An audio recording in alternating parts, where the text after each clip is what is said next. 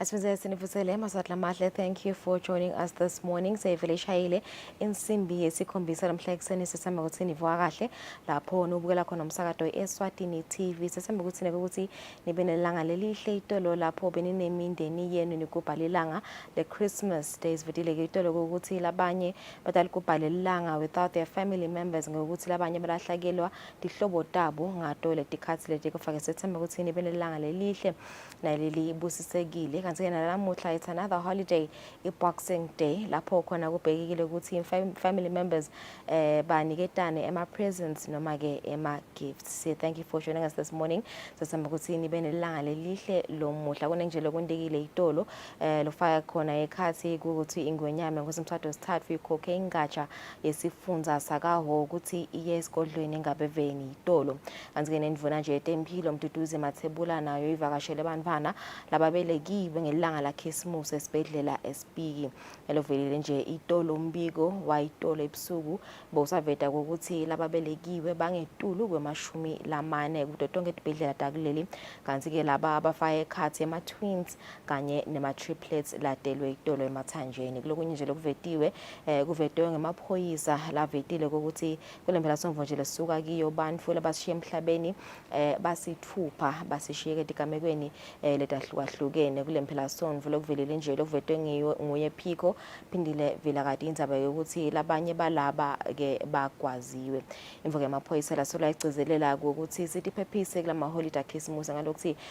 siningi lesiphithiphithi kuningi lokwentekako bamfunga lapha abadijabulisa ngalapha labanye benda bucala amaphoyisa nje sola icezelela ukuthi sibike ebucala sithi phephise kuto tonke indzawo sakholelwe nokuthi solo ayabonakala emaphoyisa khona emigwaceni yakuleli nakhona qinisekisa kuphepha kosive semaswati kanye nekuphepha kwesive lesihamba noma ke lisebenzisa imoto lelilayisha sive esemaswati sesema ukuthi niphilile lapho nesibukela khona lomhla eksene kumbuta nje ukuthi ningakhona nekusibukela ka YouTube ekhasini lethu la ka YouTube lelithi Eswatini TV temperatures ke lamuhla nakhona solokubhekile ukuthi liyana njoba nje lapha imbabana nje the highest temperature kubhekekile ukuthi ifike ku 18 degrees Celsius eyango matelitulu ke davayidana ukuthi vele lonke leliviki kubukeka kwangathi isimo selitulu saba nguleso lesi cool ekakhulukazi nje tinzawana etinengi lapha eveni liyana vele. Thank you for joining us this morning. Khala nathi ungayenza usibahlela tema ngesipende indzaba taswati.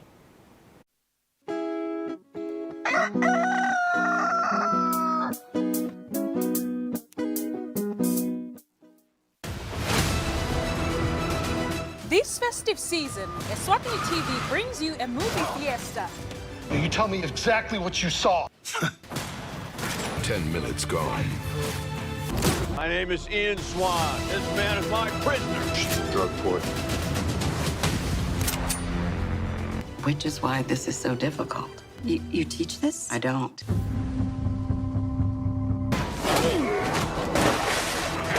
Don't push me. Mind your own business. Oh, no. Stop it!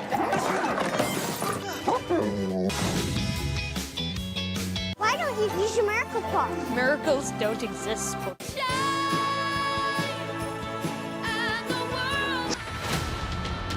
Hello? She must be protected. Kill him. Spider-Man? I'm ready to take a leap. Be visited by 3 more ex-boyfriends. This can't be happening.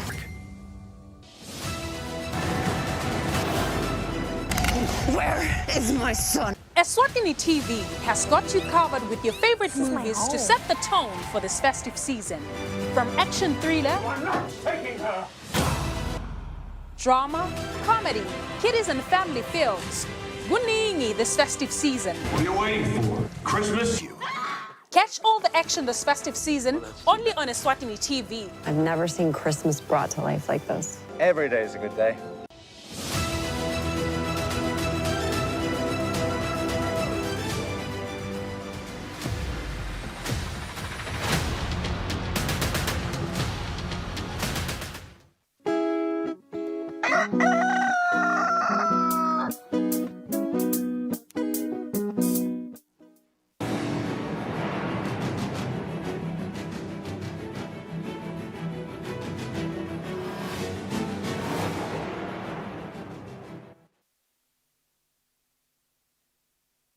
Asiphinze semukele nadi Tinzaba. Ingonyama seyikhiphe libutho letingatsha tesifundza sakaHhohho kutsi liphume esigodlweni eBuhleni lilibangise esigodlweni eNgabeveni. Ingonyama ikhiphe lelibutho esigodlweni eBuhleni kanti itawuhlangana nalo ngalesibili uma selingena esigodlweni eNgabeveni.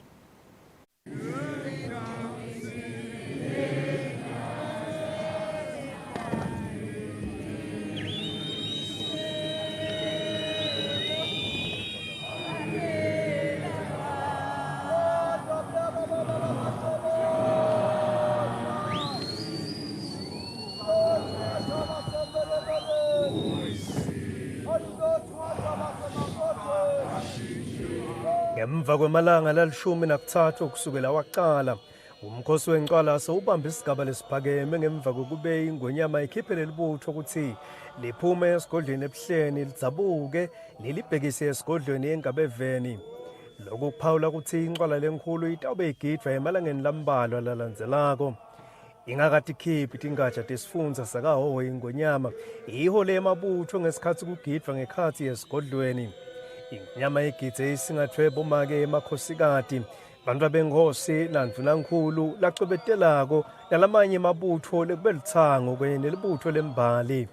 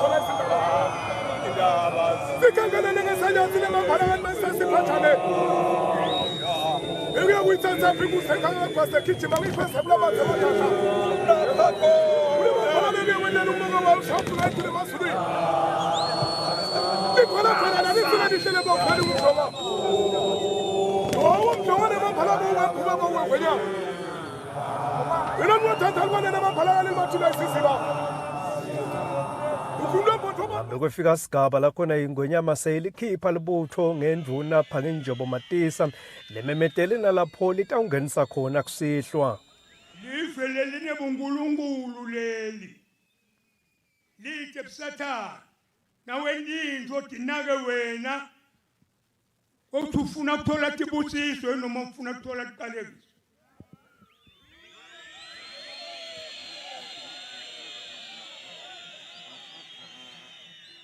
Mashaya isingwa sangitshela siniyawulala ukuba bemphathe esidlawini. Iyawuhlangana nani kusasa engabazweni.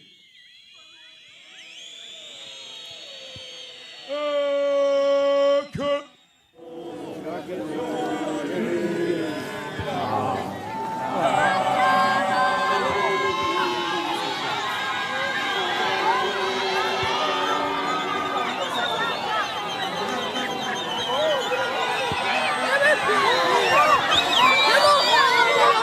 Nangemambala livele ladzabuka libutho laphuma esigodlweni eBuhleni lalibhekisa eNgabeveni. Ingonyama ilifake umdlandla yalikhuthatha libutho ngesikhathi lisaphuma.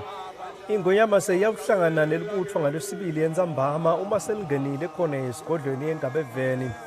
Umsebenzi lowentekile uyayitsinza yonke ingatsha lekhona eveni lonke njengoba nanayo itawulala kubobabe tikhulu nebantu benkhosi emiphakathi leyahlukahlukene kanti nayo-ke itawutheleka eNgabeveni khona ngalwesibili. Libika kwethu Indzabeni ngisandile Makhanya esigodlweni eBuhleni.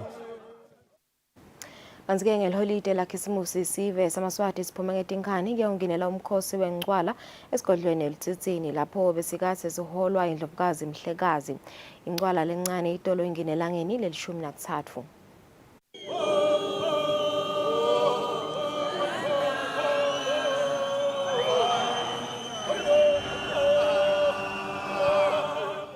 Ngelilanga leliholidi lakhisimusi eMaswati achubekile nekungenela umkhosi wencwala esigodlweni eLutsitsini lapho abeholwa khona indlovukazi Mhlekazi.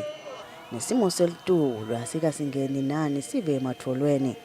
Emabutho ngekwehlukana kwawo avakele ayivuma ingoma yemnikati emkhunjini.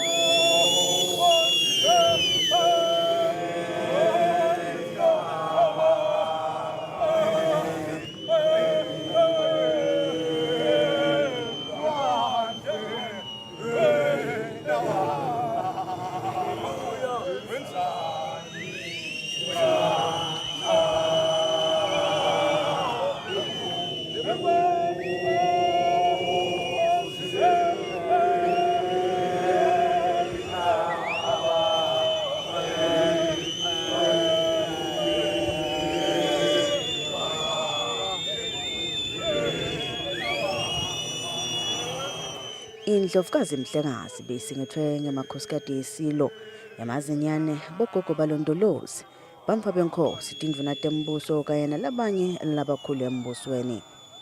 Lo mkhosi uchubeka nokuba impumelelo njengoba sive solo siwungenela ngemandla kusukela elangeni lokuqala kanye netivakashi letibuya ngaphandle kwelive nato betihle tibonakala tibamtsibi munye nesive seMaswati kulo mkhosi lomkhulu nakangaka.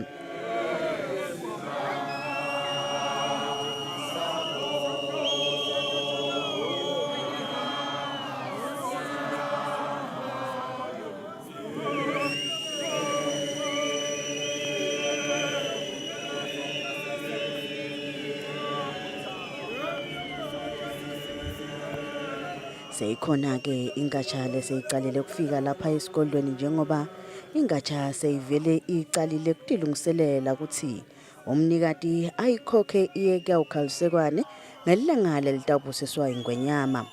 Etindzabeni kubika Pholile Maziya esigodlweni eLutsitsini. Babekade basenge 44 bantfwana lababelekwe etibhedlela takuleli kusuka nakudzabuka lusuku lwakhisimusi kude kube yinsimbi yesibili ntsambama kulolu suku. Umbiko lokhishwe elitiko letemphilo ukhomba ukuthi kulesibalo lesi labange-23 bantfwana labangemantfombatana bese kuthi labange-21 bafana. Lo mbiko uthi kubelekwe emawele isibhedlela sase-Good Shepherd kanti esibhedlela sasemathanjeni kubelekwe ema-triplets emtholampilo wasemathanjeni.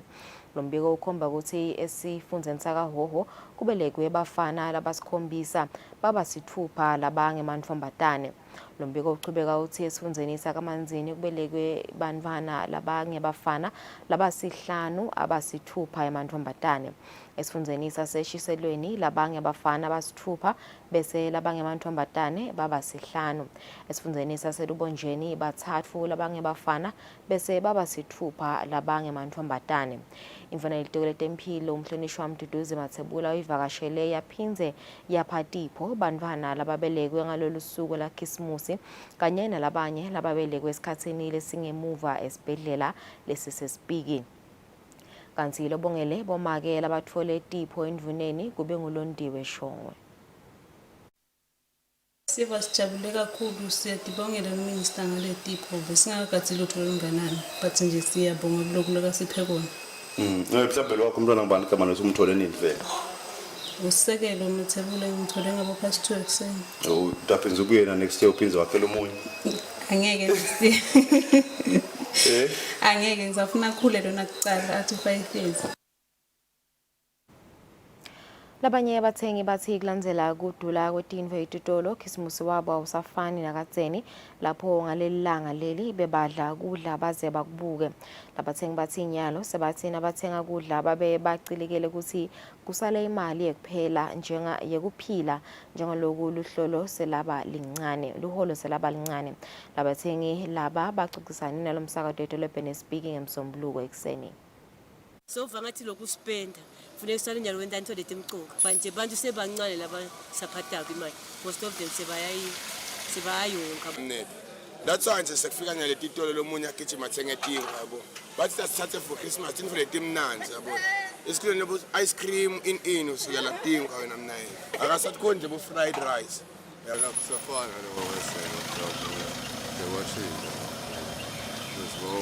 ngoba vele tinga sahambe akusafana bathi ngani ngathi ngiwaje bese wabona 200 uthenga igrocery bona balawo dulile nje timbo safana nathi nyalo sesibuka sincunu kwetele kuthi nyalo ngaDecember kumele kube khona lokusele lokuncane sihlanise impahla tabo tesikolo yabo nalomsekho sekwababede nje sekufanana nje langa ngithi normal day timo emnotho lesetikhona nyala sasitwa ngalendlela lebe kungeyo ngabathi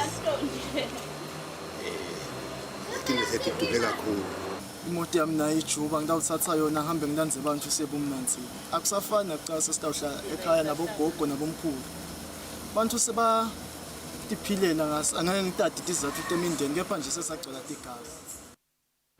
Imvuna ilitiko letempilo umduduzi Mathebula ithi uhulumende uyachubeka nekuqinisa tinhlelo tekulwa ngekushona kwabomake nababeleka kanye nekushona kubantwana babelekwa. Imvuna ikusho lokhu ngesikhathi ichaza ukuthi lendani ilitiko ukunciphisa lokhu.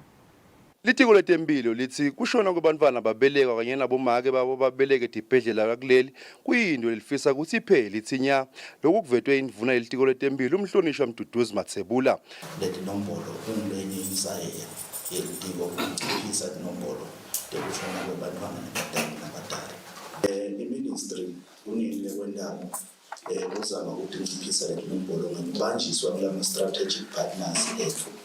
Ngiyethemba ndawubona futhi ngibonile kulesikhathi lesendlule kulamaviki endlulile maningi ama-partners ethu labe sibambisa ngama-equipment nangemithi letasibambisa kulelo hlangothi baningi kakhulu nje. I think in the last month or so we've received into letihambelana nalento worth more than 7 million from different strategic partners.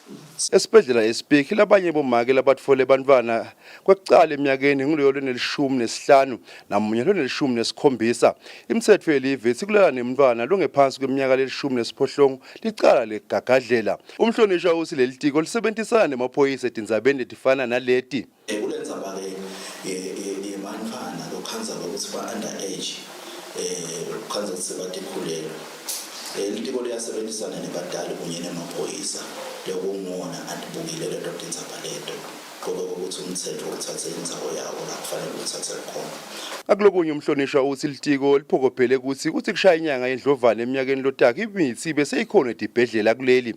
Indvuna ithi kusenhlitiyo naleli tiko ukuthi emaswati atfolwe lonke lisito letempilo loliphelele edibhedlela. Etindzabeni kubika Fortune Dlangamandla nginathemba Shabangu sisespiki. Kushone bantfu labasithupha etigamekweni letahlukene kulempela Sonto ngekusho kwemchumanisi wemaphoyisa nesive phindile ivilakati labanye bashone etigamekweni tekuhlaselwa nekugwazwa ngekubusuku ebusuku lobendlulele ekhisimusi. Ivilakati uthi amaphoyisa atawuchubeka nekubonakala etindzabeni tonke telive ecinisekisa tekuphepha. Khona umshayeli wetaxi lowacashwa bathi nabafika ngala kubombolo njeni bamuka imoto yakhe basho ukuthi bebavele bafuna le moto bathatha ke imoto yakhe nemali lebekanayo kanye netincingo bamdubula ke esiswini nasesandleni lokusikhuluma nje uyalashwa esibhedlela. Siyathemba ukuthi uyawulama kuloko kugula kwakhe. Kanti ke kulabanye letinye tigigaba letentekile sibone sishiya abantu emhlabeni ngetigigaba tekubulalana. Sinababili nje labasishile. Lo emalkensi umfana loneminyaka engu-28 ufile emva kokuba agwazwe kanti nakumathapha ukhona lofile loneminyaka engu-28 ngemva kokuba agwazwe naye. Emliba khona sive sibambe abantu lababili le kungilabanye kwalabo lebe baganga bagcekeza. Munye ke asalwisana naso sive wagcina kuthinzeka itrigger yesibhamu sakhe adubuleka wasishiya emhlabeni. Lo munye ke utfolakele vele yena sekaphelelwa ngemandla emva kokugijima isikhathi lesithe nakaphuthunyiswa khona esibhedlela watfolakala ukuthi naye uyashiya emhlabeni. kanti-ke ngasetingodini temgwaco sibe natimbili letihambene emphefumulo lekubantu lebe bahamba ngetinyawo lapha kumathapha nasembabane labagcine bashiya emhlabeni nabafika khona esibhedlela. Siyasolo sichubekile ke simaphoyisa kucwayisa sona sive nekusiphoyisa kuto tonke tindzawo la sifinyelela khona. Siyachubeka nekusicela sive ukuthi sisibambise sisendawo umsebenti wekusigadza ngato tonke tindlela siphindze sendlulise tilokotfo letinhle kuye Christmas. Kuletikhathi tematima emnothweni kanye netimbi letikhungetse umhlaba kugujwa kwelilanga lakhisimusi kumele kuvusetele lithemba kubazalwane njengoba Jesu Kristu uyinkosi yekuthula. Lawa ngemave abaholi bemabandla lapho lo msakazo ofinyelele khona kuyokuva umlayeto wakhisimusi walonyaka. Inkonzo yakhisimusi yelibandla lemakatholika eCathedral kaManzini iholwe ngumbhishobhi Jose Luis Ponce de Leon. Namuhla sibisiwe ukuthi singamesabi uNkulunkulu yena usondela kithi njengomntwana ukuthi simamukele simthande. Umfundisi E.G. Dlamini welibandla lemaluthela eMbabane uthi onke emakholwa kumele athandazele bonke labasetinkingeni kude kutokwanza luthando lithemba kanye nekuthula emhlabeni. Celebrate Christmas in the midst of challenges and in the midst of problems, the atrocities lamaningi lapho Jesu mele akhule. It's a call bathandzekako ukuthi sonke ukuthi sicabange simbite simfune Jesu ukuthi aphile kuleso simo leso kude siguquke. Emave encwadi lengcwele lasenjetisiwe kuletinkonzo talamabandla lamabili ngulawo encwadi yaJohane sahluko selishumi kanye nencwadi yemaHebheru sahluko selishumi nakunye. Etindzabeni te-Eswatini TV kubika Mbongwa Dube eMbabane. Labathengisa tipitvo netitselo kuletinye tetimakethe letinkhulu kuleli bathe noma kusikhathi sakhisimusi abayibona inzuzo ngenxa yokuthi lincane linani labantu labathengako lide siphithiphithi sibonakala. Labakhulumisana netintsatselite lomsakato labasomabhizinisi bachaza ngetimbo labatibonako ukuthi tikhinyabeta kusebenta kwabo lokubangela ukuthi bangakhoni kwakha inzuzo.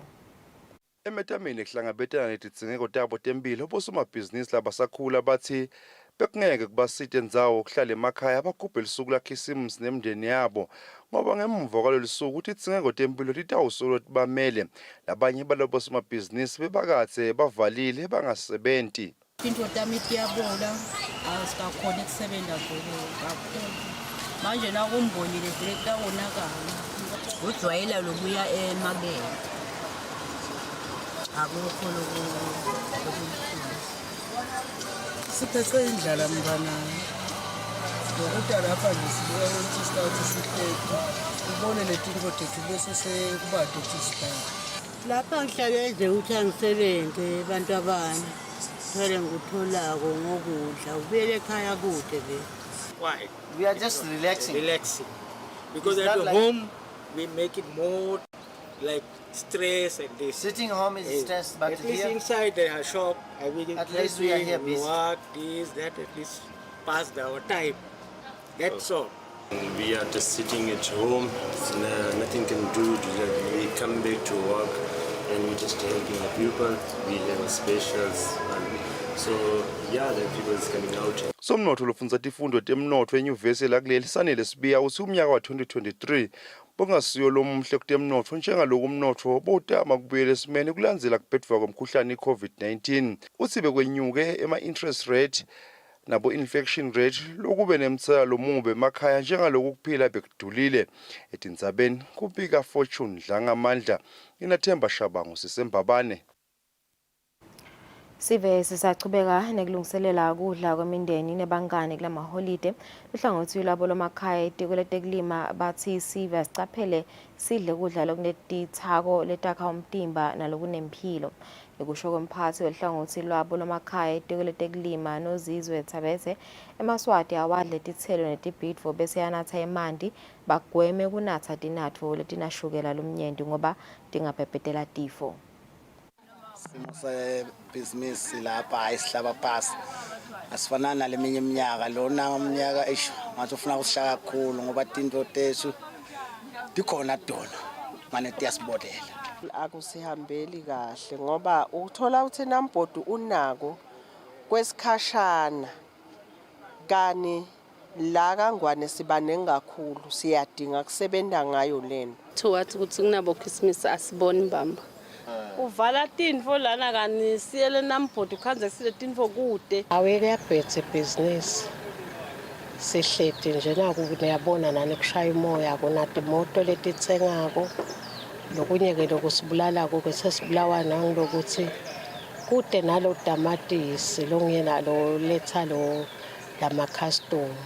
Asaphendula tikhalo talobo somabhizinisi leticondzane nenkampani eNamport, umphathi wetekumaketha kule nkampani Clement Magagula lesikhulumisane naye ngelucingo welulekela labo somabhizinisi ukuthi batisebenzise tindlela tekuchumana tesimanje ngoba le nkampani ifaka yonke imininingwane yokuthi tibhidvo letivaliwe kungena kuleli bangatithola kuphi.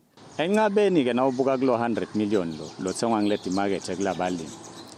Uyukhanze ukuthi enqabeni noma ke le market lama centers aNamport uyayukhanze ukuthi ngeke aze ayihandlishe yonke le produce le kungako sithi ke balimi abahambe directly bese ke sekusala labo lokhanzakala ukuthi abakhona ikamba directly sebahamba through le channel.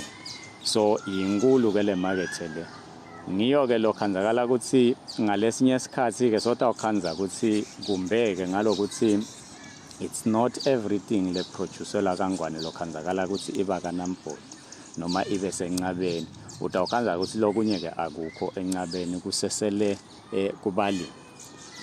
Ngekusho kwembiko wenkampani yakaNamport weminyaka wa 2021 live leSwatini lingenisa tibhidvo letisisindo lesingetulu kwa 26,000 metric tons. Etindzabeni te-Eswatini TV kubika Mbongwa Dube naThemba Shabangu eMbabane.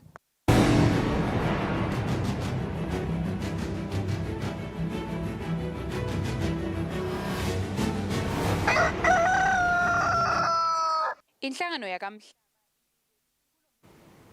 Kutemidlalo, umphathi wenhlangano lengamele imidlalo yama-Olympics kanye nama-Commonwealth kuleli Maxwell Jele uthi umnyaka wa 2023 kube ngumnyaka lomuhle kakhulu walenhlangano kanye netinhlangano letingaphansi kwayo njengoba bakhonile kucedza kwakha sakhiwo lesinamahhovisi yalenhlangano e-Olympia Africa galobamba. Lesakhiwo sabita imali lenganga 2.5 million emalangeni. Kutsena kucala umnyaka welosetulu ngenyanga yendlovana tihlatsi tavakashela tindlebe tinhlanganweni letinyenti letingephasi kwenhlangano lengamele imidlalo ema-Olympics kanye nama-Commonwealth ngesikhathi lenhlangano ivula ngalokusemthethweni emahhovisi ayo e-Africa kalubamba lokuphindze kube namahhovisi etinhlangano letahlukahlukene letingephasi kwayo lenhlangano. We have had Eziwoga, where we started 2023 with the official opening of our new headquarters at Lobamba. We also proceeded and we celebrated our Golden Jubilee, which is our 50 years of existence. The year progressed very well, where we initiated several programs. Some of those programs we were actually implementing for the first time.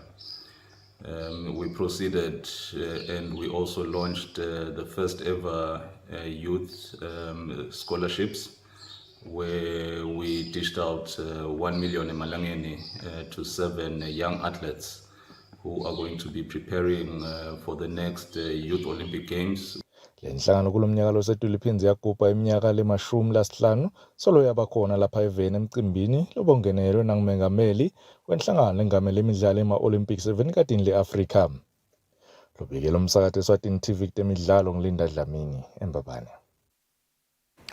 Losabambe kuba ngusihlalo wenhlangano yabodokotela bemidlalo yebhola lapha ekhaya Samukelo Dluli uthi badlali bebhola baka Premier League kanye nebaka First Division babocaphela tindzawo labadlala kuto basadlala imidlalo leyatiwa ngema-Stockville ledlalelwa etigodzini njengoba bangatitfola sebalimele. Mdluli bekakhuluma ngemuva kokuthi imidlalo ye-M10 Premier League ithathe likhefu lemavikeli amabili. Imidlalo ye-MTN Premier League kulembalasomvo beyidlala kwekugcina kulomnyaka losetulu ukulandzela kuphetha kwesigaba sekucala sale midlalo. Kuye kuthi nayimile imidlalo ye-league bese kwanza imidlalo etigodzini leyatiwa ngetitokfela lapho khona labanye bebadlali baka-Premier League kanye nebaka-First Division baye babe yingxenye yale midlalo. Umlayeto-ke lesingawubhekisa kubo badlali bemathimi.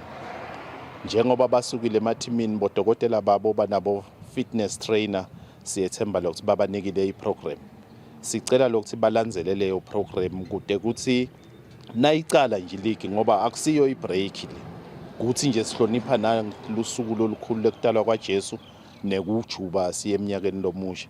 Sinalo leli themba lekuthi ama-programs as-teams babanikile ukuthi basesemakhaya batawendani bayende kanjani. Thineke lesingakucela ukuthi kuyavama lokuthi bese bacelwa boyise bacelwa dihlobo ukuthi badlaladlale letitokfeli letiyayibe khona. Titokfeli dinhle tona na utibuka bungito bato ngoba bugcina lo mdlali afit. Kodwa inkinga yako ngilokuthi lama ground akasiyo lamahle nalokuthi badlali phela sebanema contracts nalamanye ama team lekufuna ukuthi bawahlonile. Siyacela nje ukuthi basesemakhaya bangadikhanzi sebale silingo sekuthi badlalele emakhaya. Kanti emdlalo uphindze wayala abadlali ukuthi bangajabuli kakhulu bese banatha tshwala njengoba lokho kutawenda ukuthi lizinga labo lekudlala libuyele phasi. Lobikela umsakathi Eswatini TV kutemidlalo ngilinda Dlamini eMbabane. Ngaleto temidlalo siyatibeka lapho tindzaba tetfu tesiswati sithawu saselikhefu nasibuya sibukata ngaphandle kwakuleli.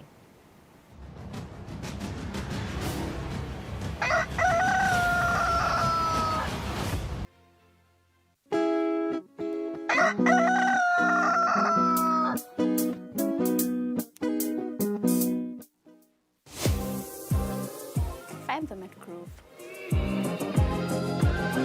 La i-ball beef ngalapha nemasalad beetroot ayisali bese sekuba nema take away bese kuba khona lo mkhanza sekaphethe 6 wema take away.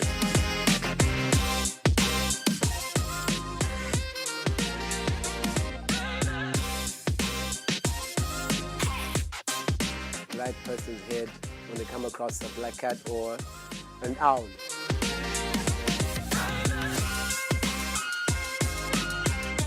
A wingman is basically your friend who helps you, like, if you're trying to get with somebody, your friend is gonna help you start a conversation.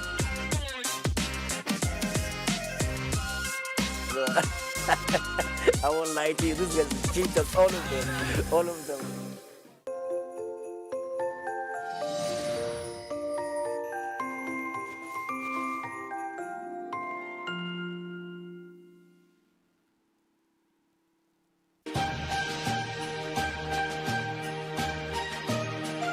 Tis the season to be jolly.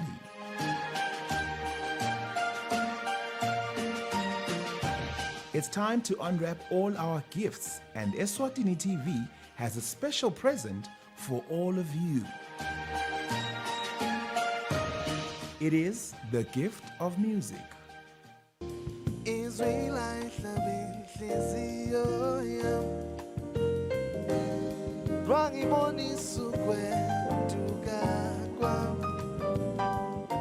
Your favorite musicians tell us about all the beautiful memories they have made and shared. So earlier gogo bekavamile ukusho ukuthi ngisengakuva nje mina le vote kuyaphi. She was never shy to say what she feels. Can I do this? Yeah. Can I live? Can I live? So ngiyekeleni ngishaye inkondlo, ngiyekeleni ngishaye ingoma. I don't want to lie, Slaughter. Yeah. I never expected it. I know. Well, most people tend to think I'm a cheese boy. And all the while, of course, they share some beautiful music. Join us on Saturday at 5 p.m. only on Eswatini TV.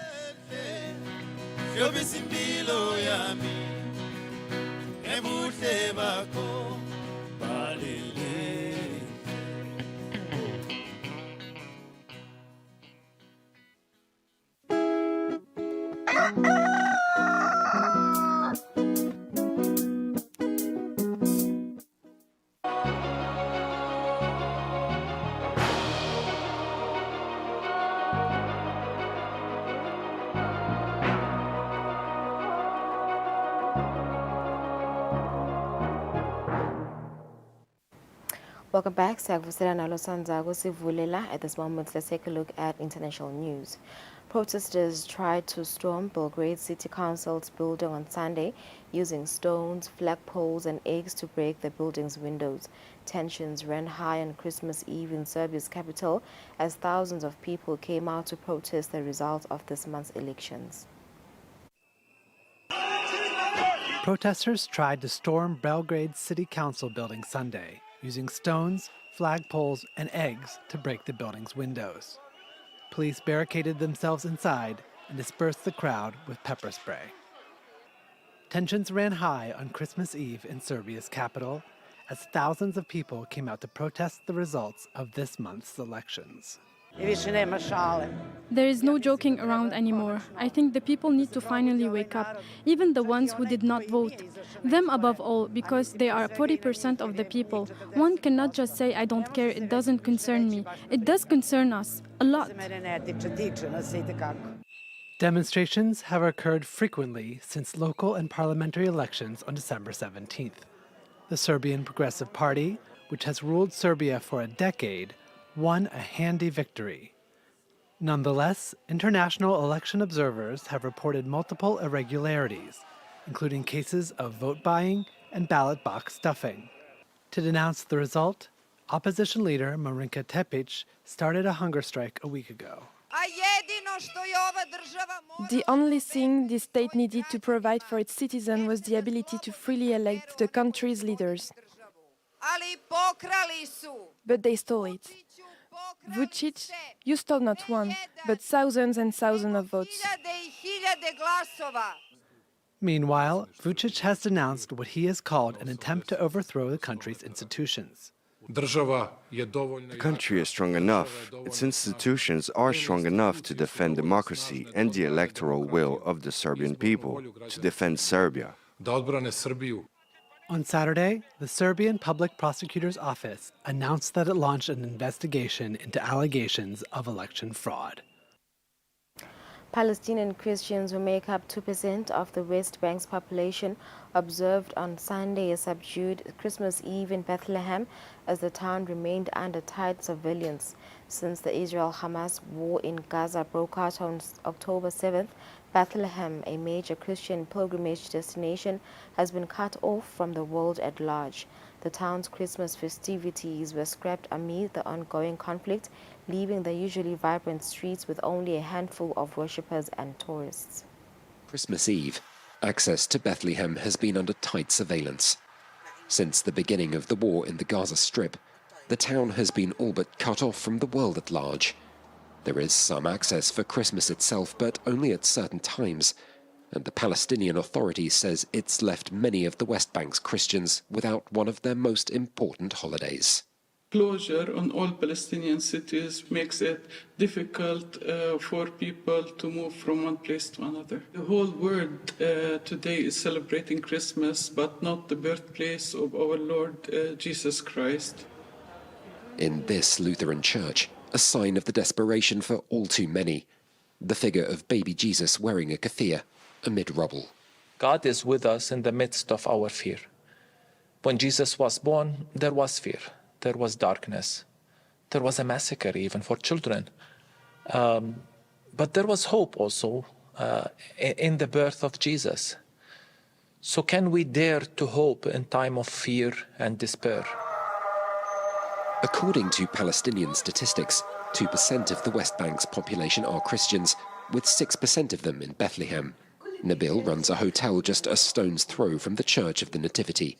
He blames not Islam in the majority here for declining numbers, but politics. Real Muslims, we live with them, and there's any problem with them.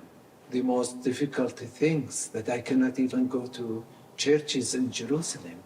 I'm totally surrounding. We are all surrounded by these walls. Jesus was born less than 15 meters from my home.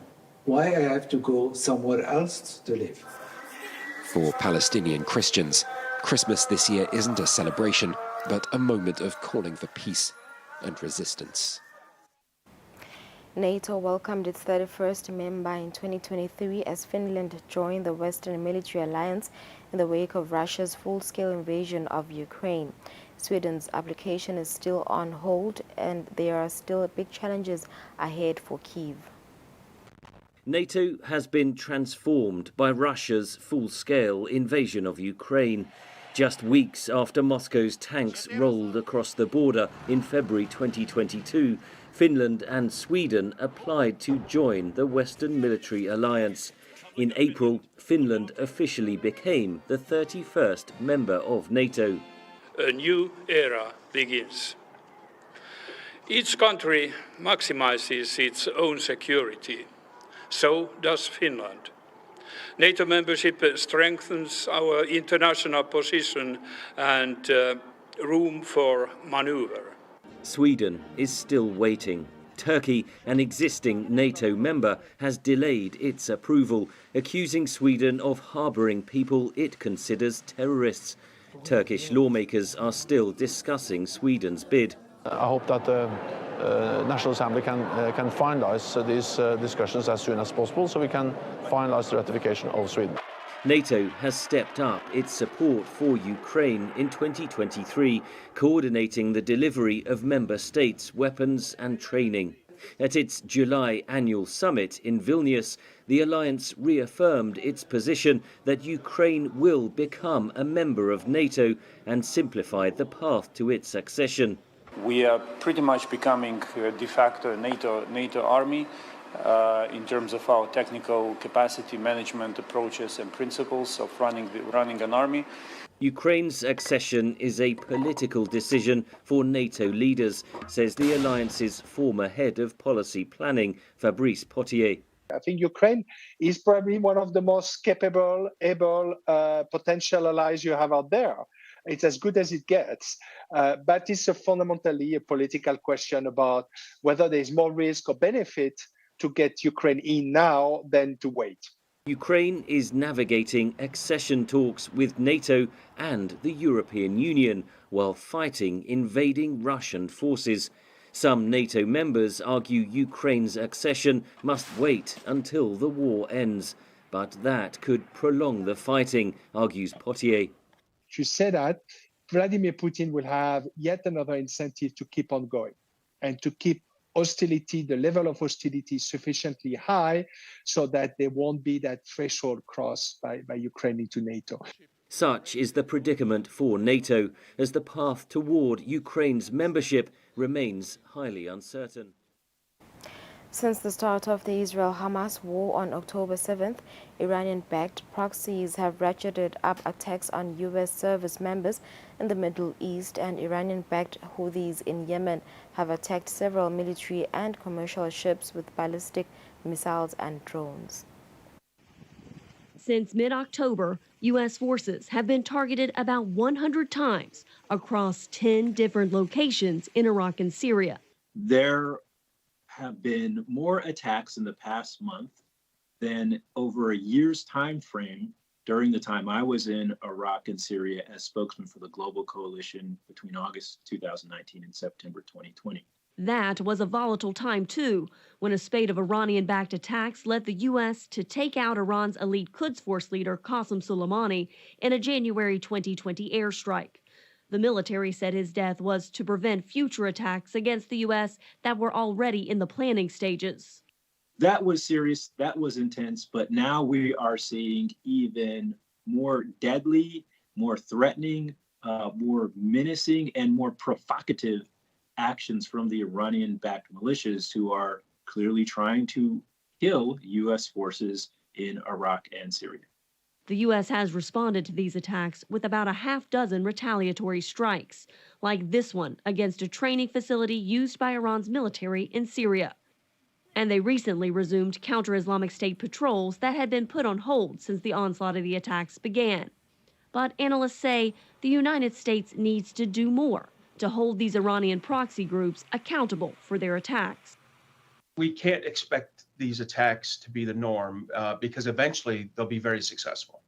Eventually there will be U.S. casualties. Retired Navy Rear Admiral Mark Montgomery, a senior fellow with the Foundation for Defense of Democracies, or FDD, says the administration has focused to a fault on preventing the expansion of the war between Israel and Gaza across the Middle East. The problem they have is they're not deterring the threat against U.S. forces. And so if those U.S. forces experience a significant attack with deaths, the United States is then going to be forced into a very heavy response. That heavy response will, in fact, cause the escalation they're worried about. As Iranian-backed proxies have attacked American forces on land, Iranian-backed Houthi militants in Yemen have launched missiles towards U.S. military and commercial vessels at sea. Those will eventually lead to deaths at sea, to restrictions on shipping, increased insurance and shipping rates, and impact on the global economy. The U.S. military says it is now working with an international coalition to respond to the maritime attacks, but it refuses to telegraph what that response might look like. U.S. Secretary of Defense Lloyd Austin has warned that if Russia succeeds in Ukraine, its next threat will extend to the Baltics. VOA's Eastern Europe chief visited the Estonian military base, where U.S. and Estonian troops have prepared to confront aggressors.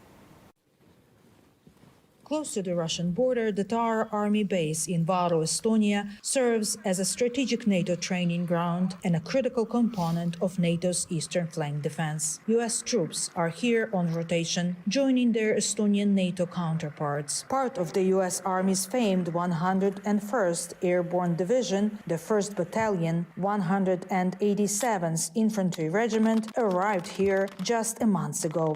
Its commander, Lieutenant Colonel Jared Wagner, says that its arrival and adaptation to conditions have been seamless. We're picking up right where our counterparts left off with 1506 that we replaced. So it's been a great experience this initial few weeks getting in and getting integrated with our partners here. And the mission is great. You know, we're going to train and build readiness and build interoperability with the Estonian Defense Forces. In response to the Russian invasion of Ukraine, about 20,000 American troops were mobilized throughout Central and Eastern Europe. Currently, there are approximately 100,000 American service members stationed in Europe in support of NATO allies. Our battalion's mission is to be here and to partner with the Estonians. The U.S. Army in Europe conducts multinational exercises throughout Europe, and our position here is a strategic location up in the Baltics allows us to project forces anywhere in the theater. One of the objectives for the U.S. troops is to conduct exercises under potential battle conditions. We want to be able to fight further, faster, and in the fiercest weather conditions. So right now, with this in Estonia, with this weather, a great opportunity for us to train with the Estonians that really understand fighting in this cold weather, in this terrain. The security landscape in Europe has changed dramatically in the past 2 years. Presently, NATO identifies Russia as the most significant and direct threats to security, peace and stability. Estonians are dedicated to improving their forces' capabilities and fostering cooperation with NATO counterparts, says Colonel Mati Taikirpuu of the Estonian Defense Forces. Estonia has been building up its defense forces already last 30 years. We know our neighbor and we know that it's not reliable.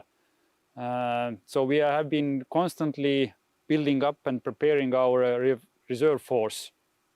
And we are constantly exercising with allies according to our wartime plans. He says that in their assessment, Russia is gathering up for the larger conflict. If no political changes occur in Russia, it's only a matter of time before NATO allies find themselves facing an adversary, Taikirpuu says. Well, the Russian invasion to Ukraine showed clearly that our east neighbor has ambitions and is a threat against its neighbors. They want to restore their Soviet influence in our region, and they are not afraid to use military power for that. The Kremlin has repeatedly hinted at the encroaching on Poland or Baltic countries, Estonia, Latvia, and Lithuania. Such rhetoric and Russia's aggressive actions against its neighbors and the broader transatlantic community have prompted NATO to enhance its readiness to protect and defend all allies. U.S. President Joe Biden describes next year's election as a battle for the soul of this nation. His campaign is centered on that, as well as on threats to democracy, abortion access, and his economic accomplishments. As election season heats up, President Joe Biden is trying to convince voters that he has made their lives better through his job-creating legislation, efforts to protect abortion rights and improve gun safety, and his work to protect democracy. He's approached so-called kitchen table issues in metaphorically apt settings that let him communicate several messages at once. Like when he told first responders in Philadelphia, the birthplace of the Constitution, that firefighters once saved his home from burning down. Or when he visited the district of one of his loudest Republican detractors to tout his work in bringing climate-friendly jobs. The historic investments we're celebrating today is in Congressman Boebert's district. She's one of the leaders of this extreme mega movement. She, along with every single Republican colleague, voted against the law that made these investments in jobs possible. Or at an event touting job growth when he flexed his bona fides as a grandparent to a rural Minnesota mother. From his perch at the White House, he seems confident about his chances of shutting out his most likely challenger, former Republican President Donald Trump. President, do you think there is any Democrat who could defeat Donald Trump other than you? Probably 50 of them. You do believe that there are? I'm not the only one to defeat him, but I will defeat him. For a lot of U.S. voters, it's a numbers issue. Pollsters say most worry about the economy, but many also point to a number the Biden administration can't change: his advanced and rising age. By election night, Biden, who is at 81, about 4 years older than Trump, will be 5 years senior to the oldest man to ever occupy the office, Ronald Reagan. Democratic pollsters say these concerns are weighing Biden down, with Trump currently ahead in critical swing states. Voters are not comfortable with the age of either of our candidates. I think the age factor is part of the wider dissatisfaction with oh no, this again, right? Really, we're doing this again, Trump versus Biden. Round two, neither of them spring chickens. Trump, facing a range of felony charges, has campaigned on the sidelines of his many court appearances. He's playing to, as strange as it sounds, a sense of nostalgia. That when Donald Trump was president, and this is what he would say, prices were lower, the Middle East wasn't at war, Ukraine wasn't being invaded by Russia, China was less muscular, and so on and so forth. Biden has also recently worked a bit more Trump vitriol into his campaign, recently hammering on Trump's words that he will be a dictator. The White House told VOA that comments of that nature are wrong. Here's what Trump says he means. You are promising America tonight you would never abuse power as retribution against anybody. Except for day one. Meaning? I want to close the border and I want to drill. This strong contrast is one that both men and those challenging Trump for the Republican nomination are attempting to highlight before November. One thing is clear. If either man wins, American voters will know exactly what kind of president they're getting. From ChatGPT to the impacts of machine learning on the music and film industry, academia and politics, generative artificial intelligence dominated technology news in 2023. Generative AI infiltrated many industries in 2023, with substantial impacts for the music and film industry, academia, and political advertising. But the biggest change lay directly in the hands of consumers, with ChatGPT, giving non-programmers the power to generate text, images, video, music, and software codes. Students were quick to embrace the technology, sounding alarms among some teachers that it is akin to cheating. Teacher Donnie Piercy sees it differently. The idea of AI in education, definitely understand the concern, but I feel like there's going to be so much more good that comes out once we as teachers figure out how best to use it. Piercy let students use ChatGPT to create a play and then tweak it to make it their own. The AI wrote us the entire script, and we didn't even know there was going to be a robot and time traveling involved. Musician Holly Herndon developed an app called Holly Plus that allows people to sing through her voice in real time. Musician Fur demonstrates here.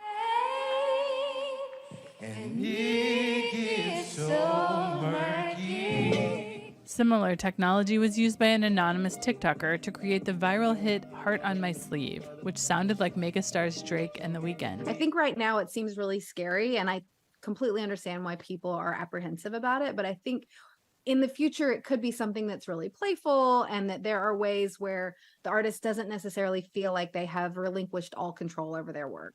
The issue of using other people's work to create generative AI datasets was central to the Hollywood actors and writers' strikes. Duncan Crabtree Ireland helped negotiate the actors' new contract with studios. What we needed was informed consent and fair compensation. Those were the key principles we were fighting for. And also, limitations on the use of generative AI. All of those things exist in this contract. Generative AI has also been used to create political deepfakes ahead of the 2024 U.S. presidential election. This video from a group affiliated with a Republican rival to the former President Donald Trump included AI-generated images of Trump hugging former White House chief medical advisor, Dr. Anthony Fauci, who is unpopular among many Republican voters. Stanford University professor Ge Wang says technology is outpacing human regulators. He spoke to VOA over Zoom. Before we even had a chance to really figure out what one thing really means, the next quote-unquote groundbreaking thing is upon us. What's at stake is how we communicate, how we work, how we govern. Federal lawmakers have introduced measures targeting the use of deepfakes and other manipulated content in federal elections. U.S. President Joe Biden signed an executive order in October, which establishes new standards for AI safety and security. 3 minutes before 8 o'clock, we've come to the end of our international news. Sibahlete Makete and sibuye sivale hlelo.